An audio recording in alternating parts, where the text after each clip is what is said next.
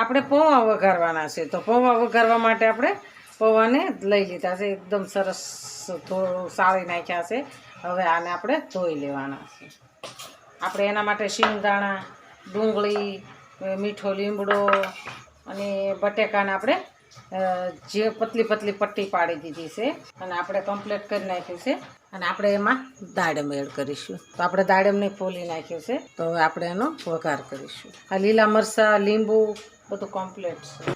તો આપણે હવે વઘાર કરીશું. આપણે હવે પૌવાને વઘારીશું. વઘારવા માટે આપણે 2 પાવડા તેલ એડ કરીશું. આપણે એની અંદર જીરું એડ કરીશું. આપણે એમાં હિંગ નાખીશું. જીરું નાખ્યું, હિંગ નાખીશું. આ લીલા મરચાં કટિંગ કર્યા છે, તો લીલા અને લાલ બે મિક્સ છે, તો એ નાખીશું. આપણે એને સાતરવા દેવાના છે થોડા. આપણે હવે શિંગદાણા નાખીશું. શિંગદાણા તળાઈ જાય ને તો સારા લાગે. પૌવાની અંદર આવી બધી વસ્તુ નાખીએ ને તો બહુ મસ્ત લાગે ખાવાની. અને એમાં અત્યારે વરસાદ ચાલુ છે તો કેવી મજા આવે ખાવાની. હવે આપણે એની અંદર ડુંગળી એડ કરી દઈશું. 2 ડુંગળી નાખીશું.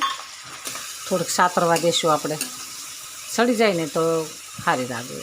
આપણે બટેકાની પટ્ટી પાડી છે, તો એ બટેકાની પટ્ટી અંદર એડ કરી દઈશું. પતલા પતલા કરીએ ને બટેકાના ટુકડા તો જલ્દી સડી જાય, પૌવામાં કાચા ન લાગે. આ મીઠો લીમડો નાખી દઈશું. મીઠો લીમડો પહેલાં નાખીને તો દાજી જાય, એટલે પહેલાં નથી નાખ્યો. હવે આમાં સડી જશે ને એટલે એનો સ્વાદ બહુ સારો આવશે.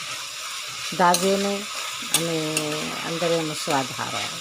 આપણે સ્વાદ પ્રમાણે મીઠું નાખવાનું છે. થોડુંક વધારે નાખીશું એટલે પૌવામાં ભળે ને એટલે સરસ મિક્સ થઈ જાય, એટલે બધું એકઠું થઈ જાય. 1 થી 2 ચમચી આપણે ખાંડ નાખીશું. 5 મિનિટ આને ઢાંકી દેવાનું છે. ઢાંકી દઈએ ને એટલે બટેકા અને બધું સરસ સડી જાય છે. હવે આપણે 1 ચમચી ધાણા જીરું નાખીશું. આપણે 1 ચમચી હળદર નાખીશું. આપણે 1/2 ચમચી લાલ મરચું નાખીશું. 2 મિનિટ ઢાંકી દઈશું. આપણે મસાલો સરસ કમ્પ્લીટ થઈ ગયો છે. આપણે એની અંદર પૌવા એડ કરી દઈશું. આપણે પૌવા લીધા છે એને આપણે છૂટા કરી દીધા છે.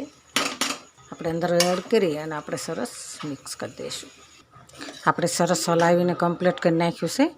એકદમ સરસ થઈ ગયા છે. આપણે એની અંદર આ દાડમ લીધા છે, તો દાડમને એડ કરી દઈશું. વાવ, એકદમ સરસ થઈ ગયું, મસ્ત બની ગયા છે પૌવા આપણા. તો આપણે આને ઉતારી લઈશું. આપણે એમાં લીલા ધાણા એડ કરીશું. આપણે એની અંદર આ 1 લીંબુ એડ કરવાનું છે. આખું લીંબુ નાખીશું. લીંબુથી સ્વાદ સારો આવે છે. તો હવે આપણે નીચે ઉતારી લઈશું. આપણે પૌવા સરસ તૈયાર થઈ ગયા છે. તો આપણે એક ડીશમાં એડ કરીશું. આપણે એની અંદર દાડમ નાખીશું.